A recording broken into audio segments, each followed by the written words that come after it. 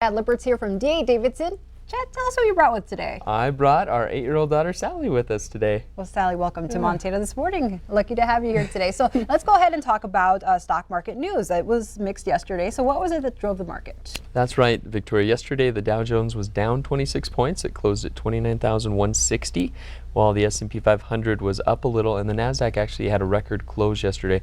Markets were down earlier in the day based on concern about a potential health epidemic in China, of course. But then they kind of rallied in the end of the day as Netflix was up about 7%. So a big day for Netflix yesterday. All right, and Sally, tell us, what can investors expect today?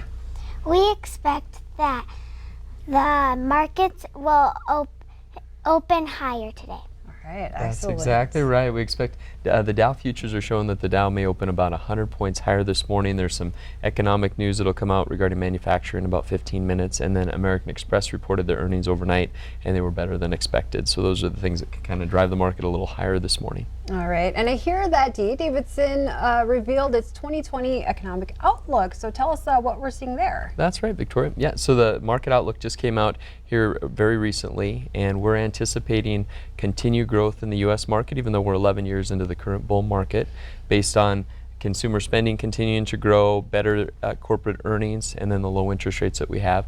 So D.A. Davidson is expecting about a 5% price return on the U.S. market with another 2% dividend yield. So that'd be about a 7% total return for the U.S. markets in 2020. Once again, these are only forecasts, and so it's important that we're all diversified and that we make sure that our portfolio is right for us and that it is diversified properly. But we are expecting a good market year in 2020. Again, much more muted than 2019 when we were up 29% by a price on the S&P 500, but expect another good year. Still good. All right. Well, thank you both for being here today. We appreciate it. Thanks for having us, huh? We'll be right back after the break.